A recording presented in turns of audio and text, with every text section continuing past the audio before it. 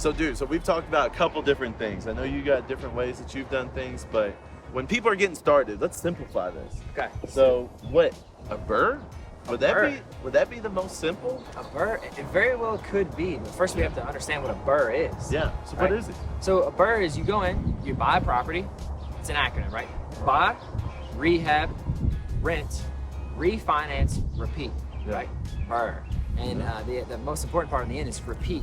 Yeah. Right? So keep doing this over and over again. Essentially, it's a way that you can go in and use the same money and recycle it and buy multiple properties over and over and over again. And you could get into like a BRRRR with like, let's just say minimal money down.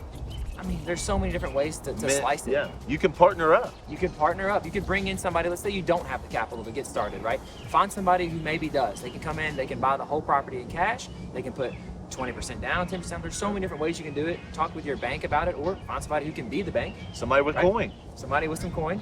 Yeah. Come in and take the deals down. And then what you're gonna do is you're gonna go in and you're gonna rehab the property. So you're gonna need some money for that, whether it's from the bank or the person you borrow money from. You can borrow it again. Borrow it again, borrow more. And then essentially, after we rehab the property, it's gonna be worth a new value, right? So the property is gonna be worth do some simple numbers. Let's do simple numbers, okay. So let's say you buy the property for $100,000, and when you buy it, you know that after you repair it, you do the kitchen, the floors, the roof, etc. It's gonna be worth $200, right? So we're getting half of what it's gonna be worth when it's done. So to keep it simple, let's say we put $30,000 into it. Okay. So you're at 130. We're all in 130, exactly. We're gonna take this deal to the bank. We're gonna get it rented, right? It's gonna be renting for, what are we gonna, let's say, $1,200 a month. $1,200 a month. And then we're, like I said, going to the bank. We're gonna say, hey, I've got this property over here on Oak Street. It's bringing in $1,200 a month, and I wanna refinance it. They're gonna get an appraisal. The appraiser's gonna come out, and they're gonna say, hey, your property is worth $200,000. You're like, yes, I was on the money. That's what it was worth. The numbers worked. The plan came together. The plan came together because we had a plan.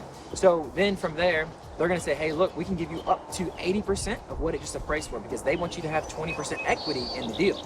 Yeah. You with me? Okay. Yep. So 80%. Yep. So then what's 80% of 200? 160, right? Remember, we're all in 130. So what's the difference there? About $30,000. So now we've got two options. Do we want to max out our leverage and go and take that whole 30? Take that whole 30. There's going to be some fees. Yeah. Let's just be ultra conservative and call it 20.